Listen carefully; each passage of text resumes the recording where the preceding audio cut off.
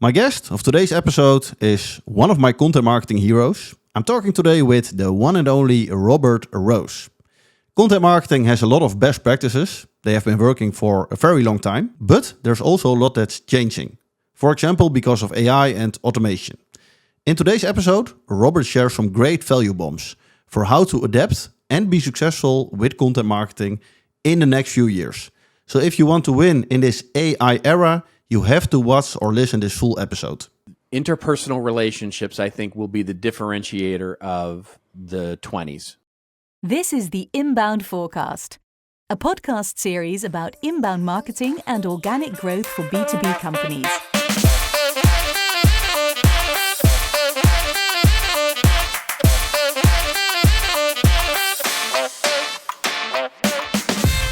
Here's your host, Gerald Arcus. Before we start this episode, I want to thank video agency Play Forward for creating the vertical videos for this show. Robert, good morning and welcome to my podcast. Well, thank you very much for having me. I really appreciate being here. Yeah, it's 4 p.m. for me, but I'm your first call of the day, right? You are, yes, which is common. When I have meetings in Holland or other places in Europe where I'm getting up a lot earlier these days. I'll put it that way, yeah. Yeah, for me it works the other way around. I have a lot of meetings at the end of my day because I have to call to the US. Yes, that is the blessing I have, is that because I'm in California, most of my meetings are done by right around 1400, 1500. I'm pretty much done. Yeah, indeed. I know you, but you don't know me. But I'm a bit of a fan. I think I've been listening to Joe and to you since 2013. It was my first podcast I ever listened to. Wow. Okay. Yeah. Well, that goes back to the beginning, because 2013 is when we started. Yeah, and I still listen. I'm the only one, the last Friday. I haven't listened to that one, but I'm still a fan. But for this episode, I think we can start with sports because you watch different things than I do, unless you're a Formula One fan. No, I am not. But I don't think you are, a right? Formula One fan. I have many of my friends are Formula One fans, so I get a little bit of it. Certainly in my Facebook feed, I get a little bit of it, but I do not follow it very well. Yeah, but you were dressed like a Red Bull driver. I'm not sure which event it was, but yeah, that was at Content Marketing World, and I didn't even realize what I was doing. So one of the things, so our theme for that year, which was last year, was all about speed. And so I thought it would be funny to dress up as a race car driver. And so I'm looking around the internet trying to find, one of those jumpsuits that have all the logos on it, because I thought that would be kind of a funny way to do it as well, with all the advertising on it. And we're at Content Marketing World and all of that. And I just picked the one that looked the coolest, to be honest. I just picked the one that had all the cool logos on it, and so I picked that one. And apparently, I picked I'm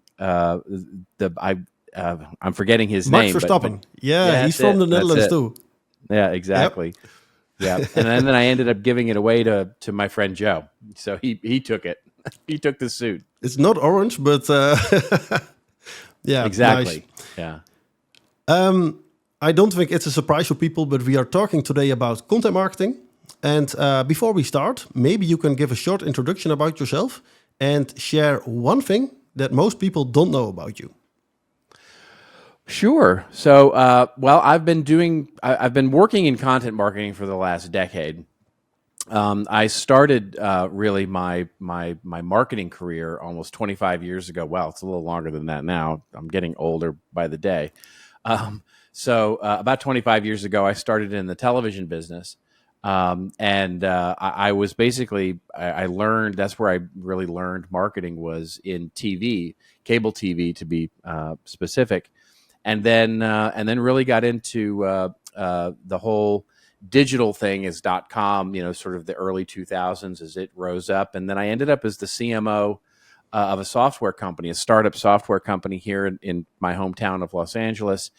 And I was the CMO of that company and head of product of that company. It was there that I ended up building inadvertently, didn't even really realize I was doing it, a content marketing strategy. I basically took what I had learned from the entertainment business and applied it and said, we're a small company, we're, tiny, we're competing with all these huge brands. And so we're never going to beat them when it comes to SEO. We're never going to beat them when it comes to brand. We're never going to beat them when it comes to being able to afford banner ads or anything like that. So what can we do? And my answer was, well, we can just be a mile deeper in thought. We can be the thought leaders in our industry. So at least when we get invited to any customer table, we're the ones that are considered the smartest and the ones that are most thoughtful about the particular industry we were in.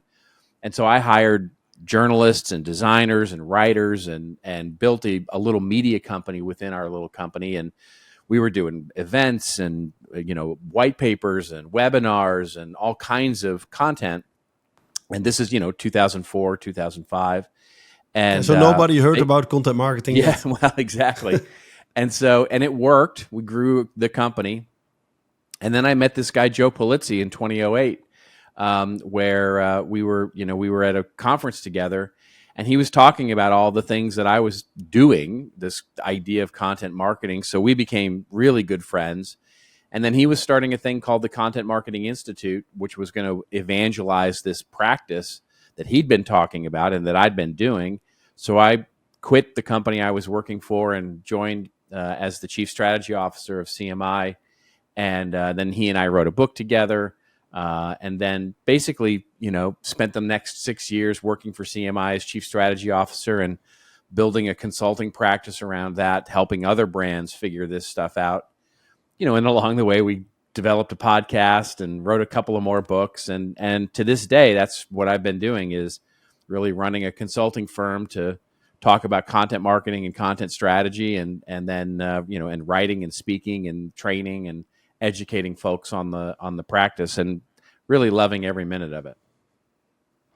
Great, sounds good. And one thing that most people don't know about you. Oh, right. Yes. Well, the one thing is, I guess, so the way I got into the TV business was I was a playwright. I was a playwright and a screenwriter very early on, and basically wrote plays. Had a couple go to New York, and then I wrote a couple of screenplays that never went anywhere. Basically, that was the reason I moved out. So I was born and raised in Texas, and then moved to Los Angeles to become a screenwriter and a musician and a playwright. Marketing pays better. I found out very quickly. Yeah, and both can be replaced by AI in a few years from now, right? So there's no benefit there. Yeah, very well. Yes, indeed. For this episode, I was thinking, what can we talk about? I think there are a lot of topics that I could talk about with you. So I made a list with 12 questions and statements, Sure. And I just like to hear your opinion on them. Okay. So if it's okay for you, we can start with a list. Yeah, let's do it. The first one is building on rented land might be a good thing in 2023. All right. Well, here's the thing. It is an important thing to do, but I would the way that you phrase the statement, I would agree with. But what I would say is building your home on rented land is still a bad idea.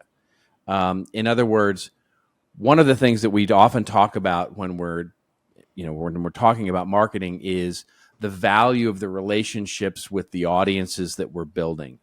And the only way that you can develop a long-term and consistent relationship with an audience is to be able to communicate with them when you want to.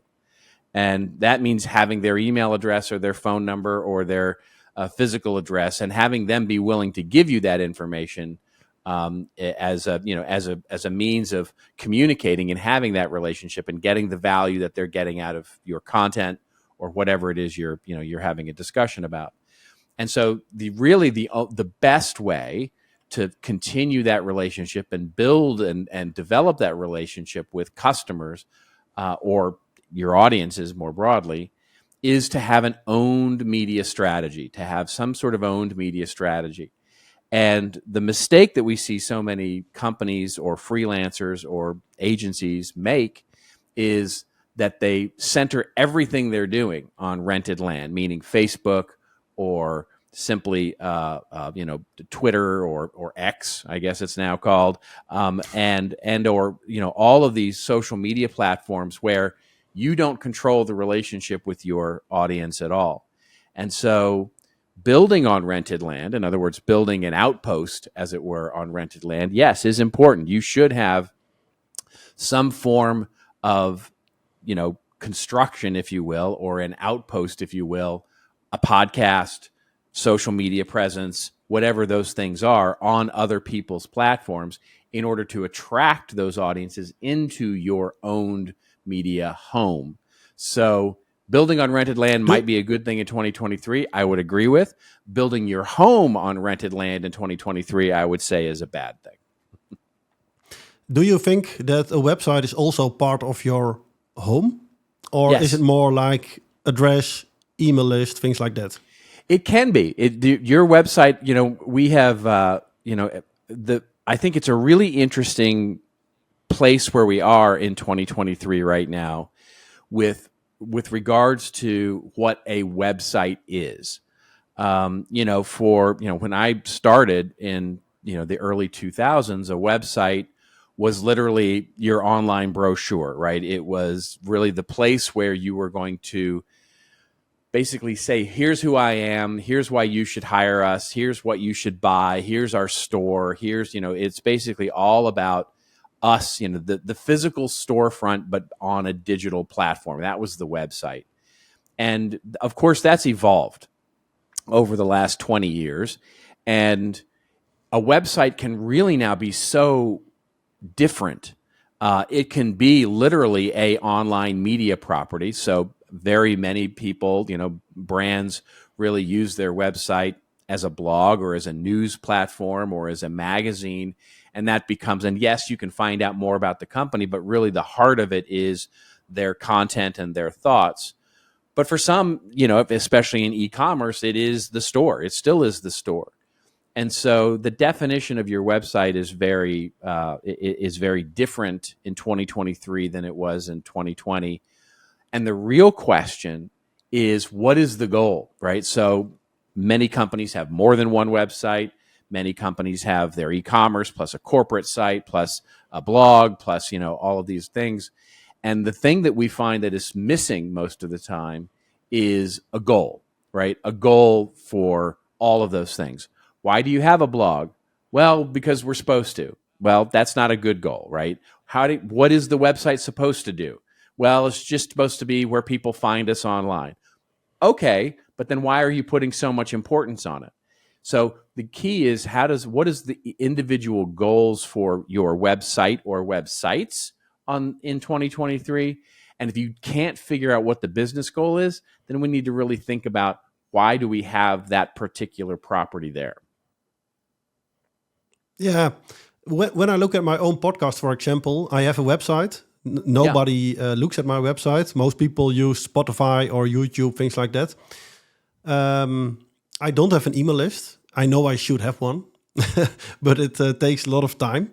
Yeah. I need to put in the same energy that I do with my podcast, and I don't have that time because I'm alone. I'm a freelancer, and doing 1 day a week for my own marketing is a little bit too much already, I think. So, yeah, sometimes it is hard. So for me, at the moment, it's 100% rented land. But if I did this, let's say 6 years ago, I think I would have more website traffic than I have right now, because platforms like Google are also giving more the answers themselves, and platforms like LinkedIn. 6 years ago, you could push your blog article at the moment you just have to tell your message there or your story. So that's hard, I think. It is. It is hard. It's not. And, I mean, nobody promised us it was going to be easy. But, it is hard. And that's why prioritizing and having those goals is such an important piece of it because, I feel your pain. I mean, I'm for the most part, a solopreneur as well. And it's tough to manage all the social media channels, and you've got a podcast, and you've got a podcast website, and you've got a corporate, or a regular website. You've got a blog. You've got all these things that you're supposed to be doing. And so you have to ask yourself, where is my time best spent? And ultimately, the conclusion that I think most people will come to, I think you'll come to it as well, which is, what am I building? Like, what am I actually building here? And your podcast is successful. You've got listeners, people who enjoy it. What do I want? What do I want them to do? Right? What do I want them to do? Do I want to build a community? Do I want to build an audience? Is this a way to promote my services? Is this a way for me to just build a communication with a group of people that I really enjoy getting knowledge out of and into? What is ultimately my goal? And then finding that place where you build your, I often call it the sphere of influence, right? What is your sphere of influence that you're building, right? Where you want to build what it is that the thing that you want to do in the world, and and provide that centralized location where everybody can do that thing. And that's ultimately what we have to ask ourselves when we're doing these activities is, what do we want out of it? Yeah, and to be honest, for me, it's not to make a very big marketing impact. For me, it's to do what I like. I like to record podcasts, so I'm doing that. To build a little bit of a personal brand. And I think what I'm doing right now is fine for that. Maybe it's not the best approach there is, but it's working. So maybe for me it's enough. But I think for bigger companies, my approach might be a problem. Well, indeed, right? I mean, it's it sounds very much like you're looking to get just general awareness of you, right? Building and your personal brand and create trust, right? You're looking to create a brand that is trustworthy, and get a little bit of awareness and reach for yourself. And so, building that on rented land is not a bad idea because you'll get that. What I might suggest, though, is that having some place for those people to get more of you, and to find out where they can connect with you would be a good thing. But yes, you're right. For a company that's trying to sell products and services and all sorts of other things, just doing that would probably be challenging. Well, I launched a WhatsApp community group last week, so I'm trying that. Maybe that's an example of my own house, not rented land. There it is. All right, let's go to the next one because I don't think we will have time for all 12. And that's not a problem, but the author weighs more heavily than the content item itself for success. What do you think? I love that. I love that idea, and I'm glad you brought it up. It's because it's really important in today's world. Especially with the invention of AI and automation and how much content is out there. The weight or the trust that's built into the storyteller is truly going to be important. I was listening to someone the other day on social media say, well, if an AI says something and it's just as good as the author would say it, then what's the difference? The same value was delivered. And what I said, yeah, that's true. I said, that's true if you assume the author or the storyteller has no value to begin with. That's what you have to believe. In other words, if you read a book by Stephen King, or if you read a book, or if you read a white paper by Bill Gates, or if you read something by a famous author, then you have to imagine that human experience, the name or the author has zero value, which of course it does. The reason that you read the book is because it's Stephen King, or the reason that you read the white paper is because it's a thought leader in your industry. And there's something to that. You hear it in their voice. You hear it from, that's something that they're bringing to you. And so, of course, the author, the storyteller. Now, whether that author or storyteller uses AI or automation to bring some of that to life doesn't matter. But because now, if I put the value in the author, or at least much or most of the value in that author, well, then the content becomes more valuable because of it. And that's, I think, is a critical piece of that, because you have a little bit of a relationship with that author, because it is them that is bringing you the story. And so I think really your statement is so true, but it's going to not feel true in the short term. Like this whole AI and business content and marketing content is going to make that very foggy for a little while, as people try and throw more stuff against the wall and try and do more content and have AI automate it.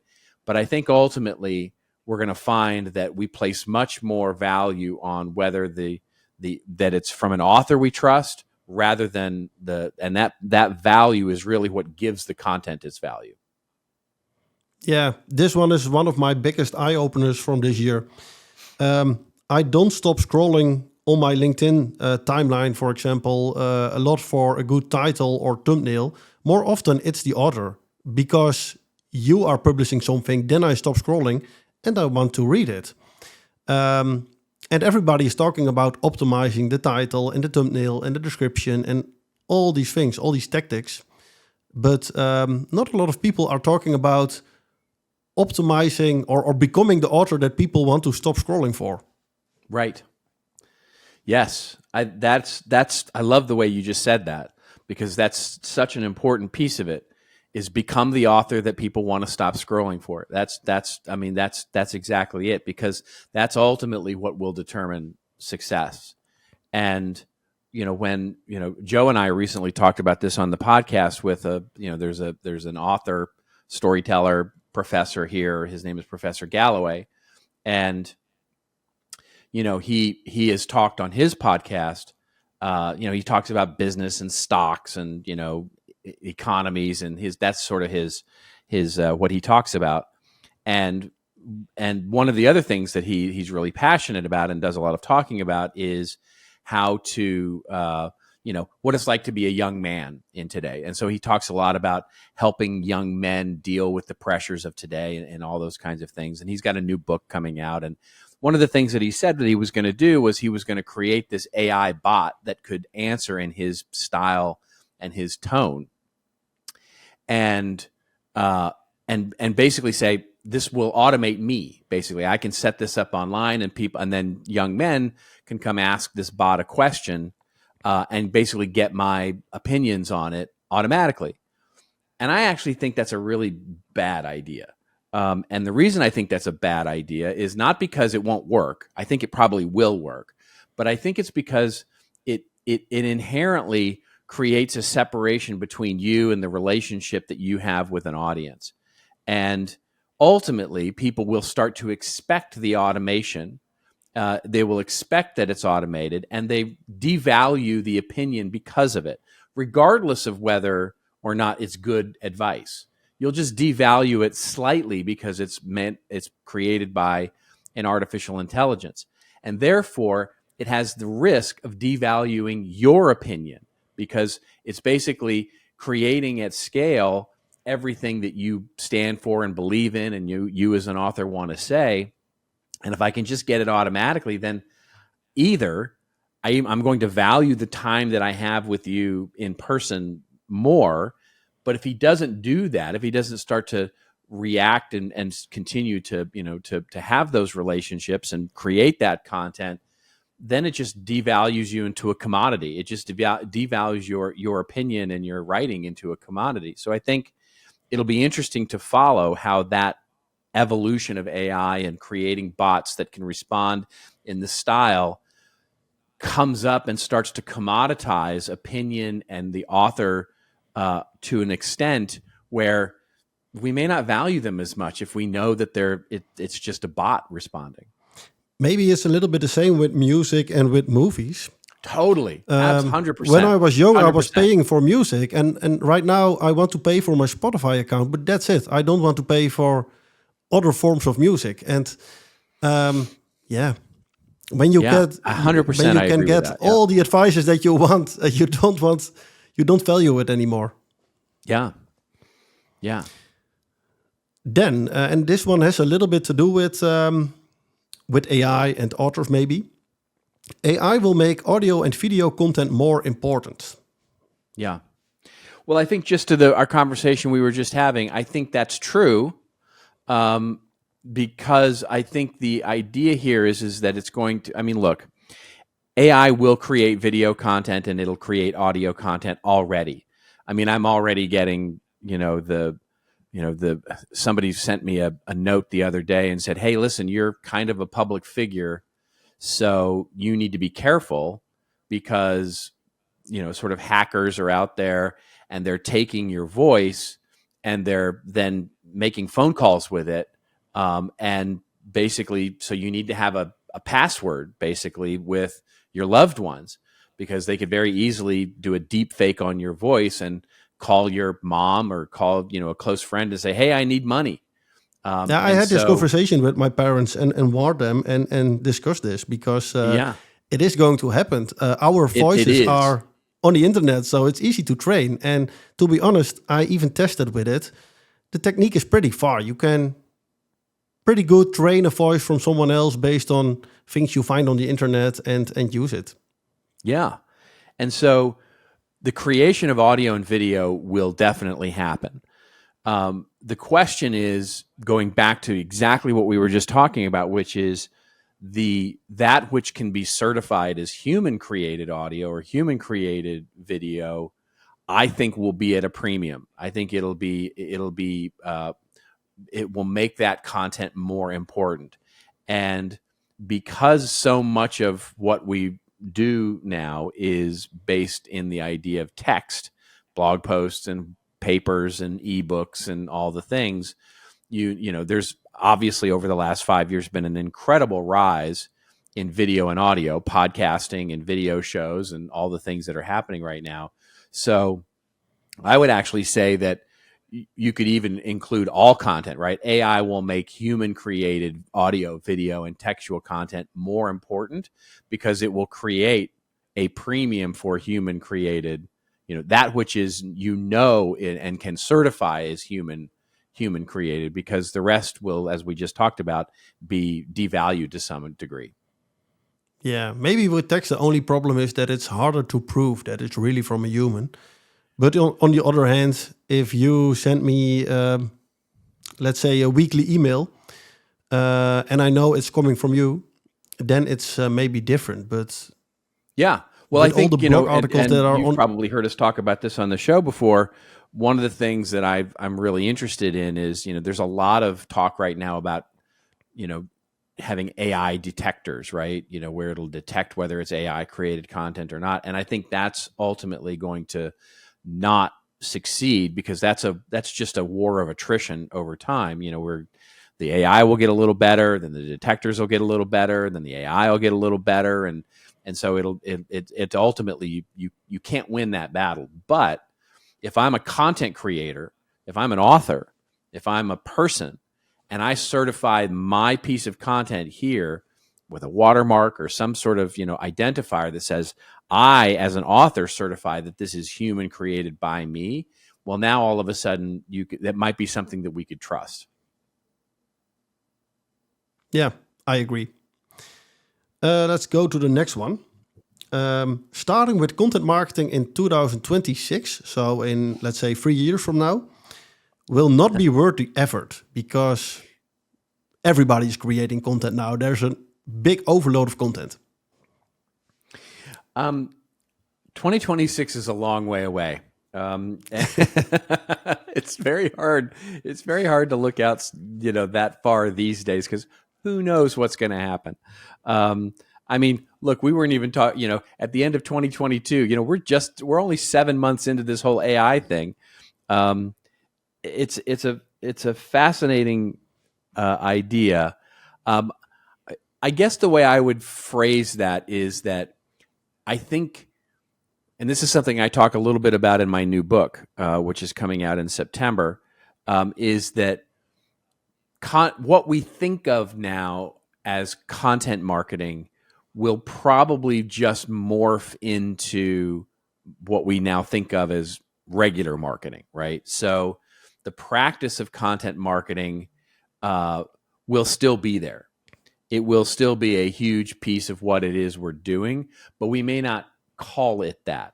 And I think it goes back to what we were just talking about over the last few minutes, which is the true human oriented thought leadership, true human entertainment engagement. I have to believe this. I have to believe this, because otherwise there's no use in sort of continuing on.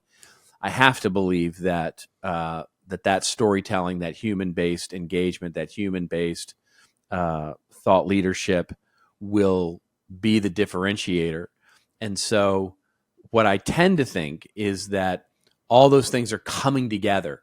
And so the idea of media and engagement and entertaining and educating and training and all of that becomes the effort of just overall marketing. And so the idea of content marketing will change in the next 3 years, but I don't think it's going to go to the point where we don't do that anymore just because it's not worth the effort. In fact, I think it'll be more important. It'll be more important for us. Yeah, and maybe this one has a little bit to do with my next one. Yeah. Because there's a lot of content. And when I look at my own podcast, I started with audio and video. But right now I'm looking at solutions to, for example, you have tools to quickly create vertical videos, and the AI is picking the pieces from my podcast. Yeah.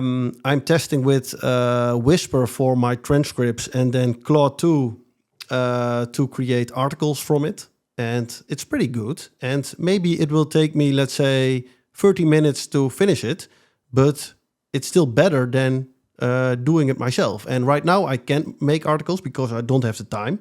But AI is making it possible for me to do more of my stories in different forms.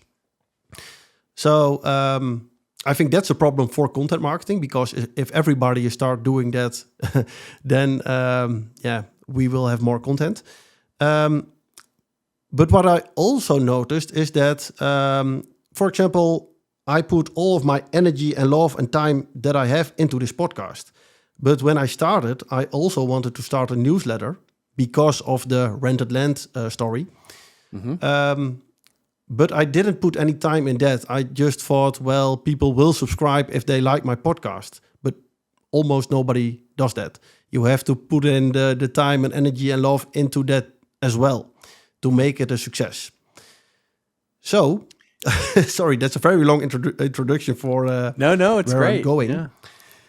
But is it better to invest with content marketing in one thing and do it very good, be the best? Because you can be the best in all of these different forms, in the verticals and the articles and all of these things as well. Or is the return on investment for content marketing declining? And do you have to do more, tell each story in multiple forms to get a positive return on investment? And to be honest, I'm not sure what the answer is for this one. Yeah, this is a great question, and it is really the heart of the challenge these days. And the way that I answer it is, it comes back to, so remember we were talking at the beginning of the show about the sphere of influence, right? When we start thinking about where is it that we want to collect our audience. And again, this comes back to your goal, right? So for you, it might be that new community that you're building.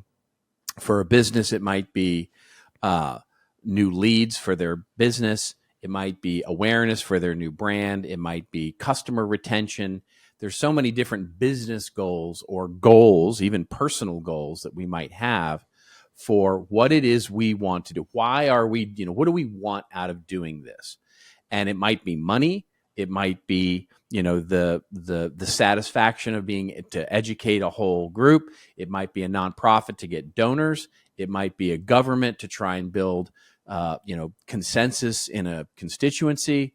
There's so many reasons that we want to use media to communicate to an audience. And so once we sort that out, then the question becomes, okay, well, do you do that, to your great question, do you do that on one channel? Do you do that on 100 channels? Do you do that on, And so what we have seen be successful, at least what I've seen be successful, is focusing in on one place where I want to collect everybody, where I want to have everybody aggregate around my sphere of influence. And to your earlier point, it might be a podcast. It might be an email newsletter. It might be rented land, or it might be owned land, as it were.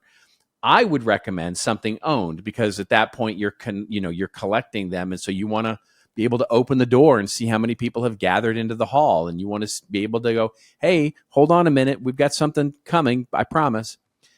And then the question becomes, how are you repurposing the content that you're putting onto that main sphere of influence, that main channel that you're focused on, the one thing that you're focused on, and how do you promote it? How do you promote it so that you gather all those people to come to the hall, to come to the thing?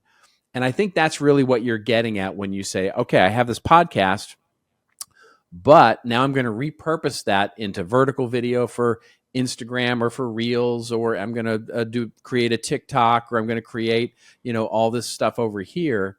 It's really, those are promotional channels that help us pull that audience into that one thing that we're focused on. But I think this one is hard because let me give you an example. Sure. About 2 years ago, I was creating a podcast or helping an agency with their podcast. Mm-hmm. And we started creating snippets for LinkedIn. So short videos from, let's say, 1 minute from the podcast, publish them and then have a call to action to the full episode. So promote on LinkedIn. Yeah. But nobody clicked to the full podcast, because when people are scrolling LinkedIn, they are at the coffee machine or the toilet or things like that, and they don't want to listen to the full podcast in most cases. That's right. But then the salesperson in the video said to me, but I'm very happy because I'm not sure what the numbers were, but let's say 4,000 people saw my snippet from 1 minute where I'm telling this story. And of course, we have this trend of zero-click content, telling the story on these platforms, not as a teaser to the full episode, but as a content piece on itself.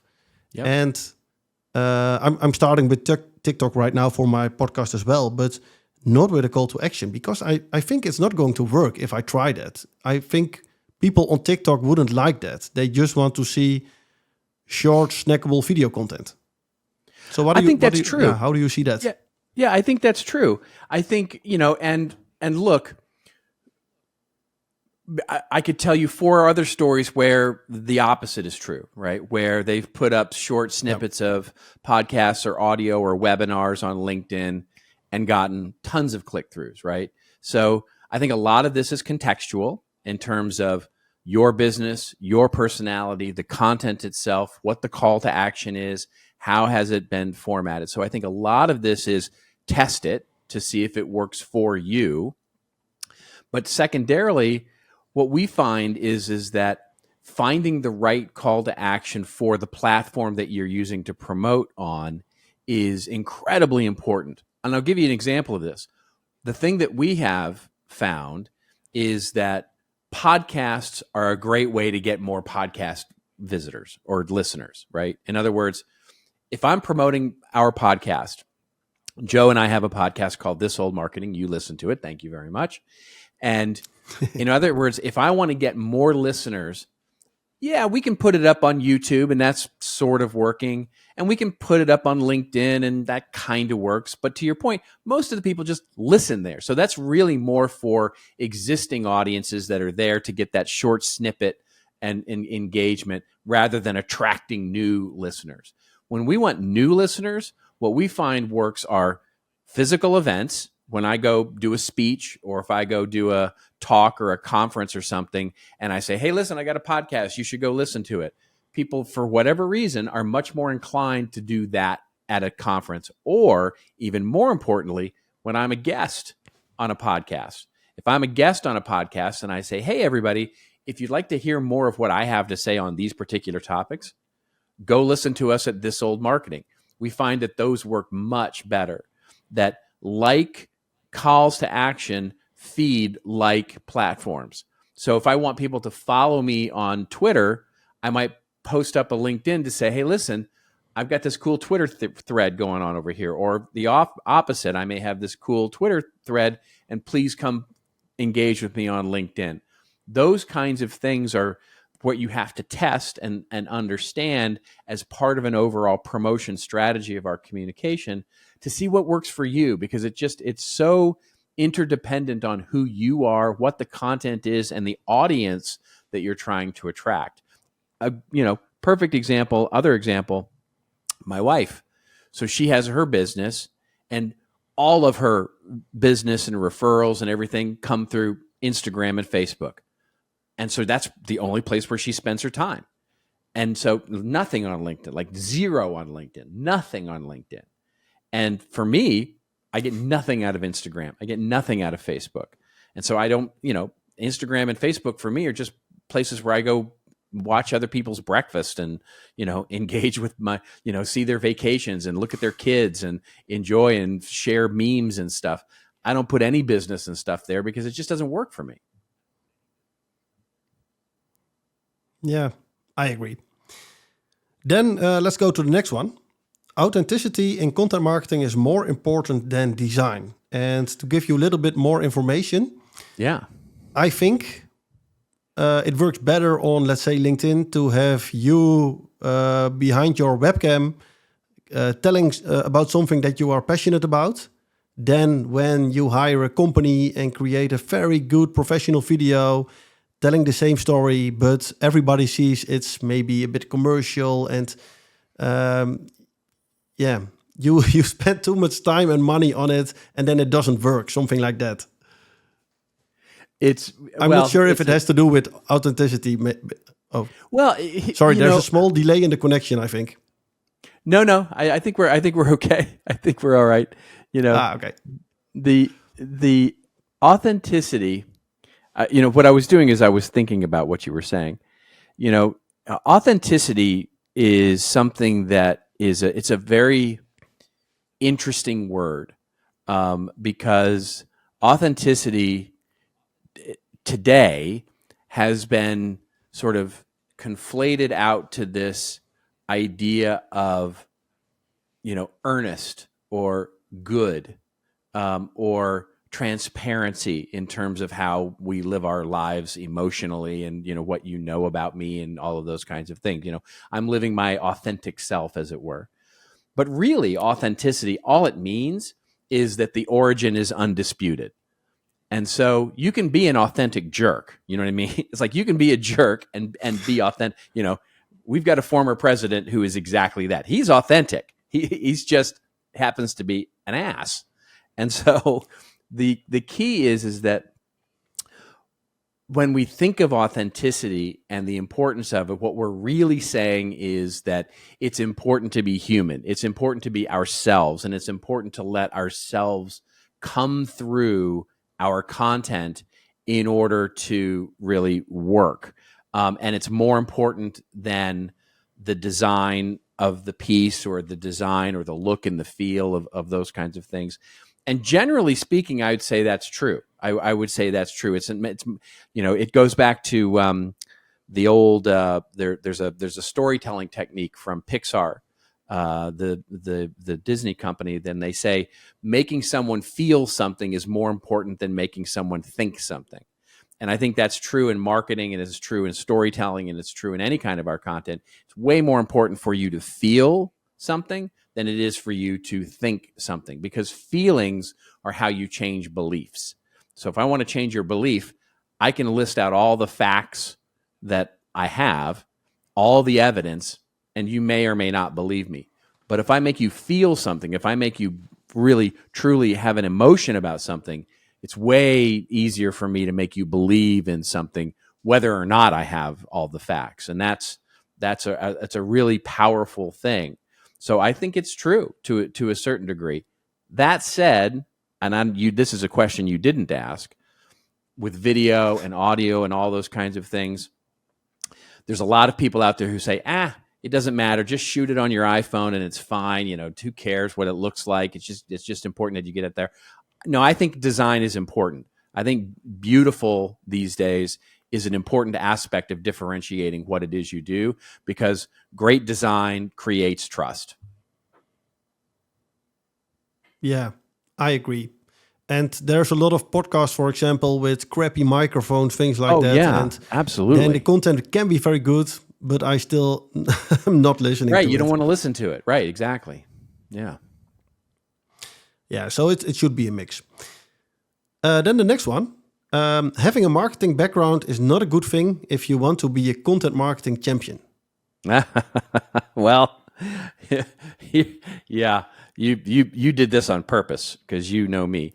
Look, I am a marketing fanboy. I'm a student. I've been a marketing student and a fanboy for 30 years. So I 100% believe that anybody who gets into marketing, you don't necessarily need to have a marketing background or an education to get into marketing or content marketing. But I 100% believe that studying the past, the practice, the theory, and getting good at that is an important part of your career development. And so if you're a journalist and you're coming to content marketing because you're a journalist or an editor, or you come from the media business, I think it's really important that you start to study marketing techniques, and vice versa. I think if you're a marketer and you're getting into content marketing, you really need to understand journalism. You need to understand great writing. You need to understand great content and what that's in storytelling and all those different kinds of things. And so if you could hire one of the two, which one would you hire? If I had to hire a marketer or a journalist, or someone, yeah, indeed. It's a great question, and the answer is so. My answer is usually that I would hire the journalist, and here's why: because it's easy for me. This is just me, right? It's easy for me to teach a journalist the core concepts of marketing. This was my strategy when I was a CMO of that software company. My strategy was to hire the journalists, the designers, the writers, the content creators, and I had enough of a background and a depth in marketing that I could teach them the core concepts. My theory was, I'll never, it's very hard to teach somebody to be a great communicator, a great writer, or a great content creator. It's not that hard to teach them how to do SEO. It's not that hard to teach them how to do, media buying. It's not that hard to teach them about the marketing mix and how to do those kinds of things. So that was my theory. But the opposite might be true in another situation, right? In another business, the opposite might be true, where you're trying to build a marketing department and you've got just a bunch of editorial specialists and you're trying to get them good at marketing. You need someone who can teach them that, right? You need someone who can teach them that aspect of it. And so if you don't have that, I would have somebody on staff, or I would know somebody who has that depth of expertise to be able to teach those people. Or do it the other way around, right? Hire deep marketers and teach them journalism. But I do agree with you. My background is marketing. Yeah. But it took me a very long time to learn how you think with a media background. And I'm happy that I have a little bit of these skills right now. But I see a lot of marketers who don't think like me. And then it's very hard to do content marketing. It is. Yeah, It's more difficult. Yeah, you're absolutely right about that. I mean, the interesting thing was, I think it's why Joe and I have made such a great team over the last 12 years that we've been working together, is because he purely came from a media background. Now, I came from a media background, but I was a marketer. I learned marketing. Like I was, when I worked for the TV network, I was taught hardcore concepts in marketing and selling and positioning, and went through really just, all of the classic. So I came out of that and got into my CMO job as a marketing person that also did content. Joe came out as a media person who sometimes did marketing. And I've learned so much from Joe over the last 12 years about the way media professionals think, the way that you think about, structuring a media operation and all of that. And it's one of the core things that I've learned a lot over the last 10 years from Joe is how to think more like a media person. Yeah, great. Let's see. We don't have time for all of them. I have a few left on my paper. Yeah, this one is nice, I think.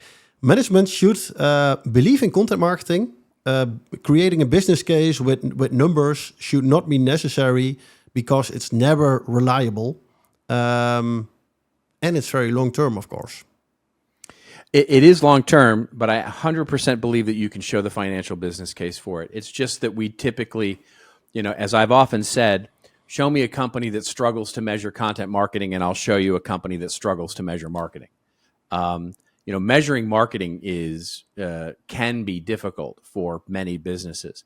And measuring content marketing isn't any more difficult. It's just different. It's just a different way of doing it. And in fact, probably 80 to 90% of my training and my classes and my consulting is in exactly that. It's creating measurement frameworks to help companies understand how to measure their content marketing practices, which ultimately go to the core of measuring the value of marketing.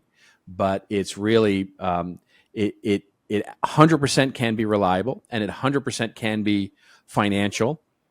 It sometimes isn't. Doesn't necessarily mean it has to be financial, but for those CFOs or those CEOs who are looking for a financial argument in content marketing, I can totally make it. I can absolutely make those arguments for the business case, and have seen them work, and have seen them absolutely work. It's just a matter of setting up the right goals.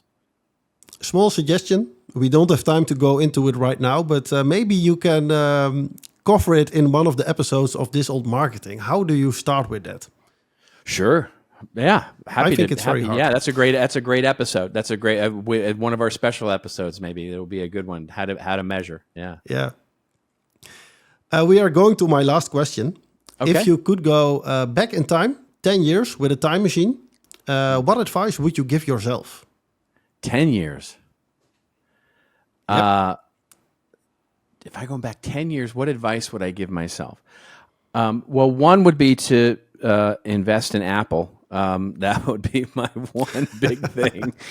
Put a lot of money into Apple and Google, by the way. But I think the one piece of advice I would give myself 10 years ago would have been to lean harder into my personal brand, which was, at the time, I was trying to build. So we're going back to 2013 now. And my goal was to build a kind of a consulting agency or an agency that I wanted to build. And I purposely separated it from my personal brand, although my personal brand was there. But I don't think I leaned in hard enough. And I think my advice to my 10-year-old or 10 years ago self would be, focus more on your personal brand and don't worry so much about building an agency. Great. Is there time for one small last question, or do you have to go to the next meeting? No, I'm okay. Yeah, I have just a couple of minutes. Then I need to jump to my next call, actually. Well, the last one, and then we are going to end with that. Content marketing can have a lot of goals, but going into the future, building relationships with real people will become significantly more important as a goal for content marketing. Well, it's a great way for us to tie up this episode, right? Because it's everything that we've been talking about. Is interpersonal relationships, I think, will be the differentiator of the 20s, certainly the latter half of the 20s. And so as we go forward into content marketing, into business strategy, into everything that we're doing, I have to believe that creating those interpersonal relationships with our customers, with our prospects, with our audiences will truly be the real business strategy of the latter half of the 20s. And I think it'll be the most important thing that we do is to create trust and a trusted relationship with those, with all of those audiences. That will be our true mission. Great advice. Thanks a lot, and have a good rest of your day. Thank you. Yeah, very fun. I love this conversation. Thanks for listening to the Inbound4Cast. And don't forget to subscribe on YouTube or in your favorite podcast app.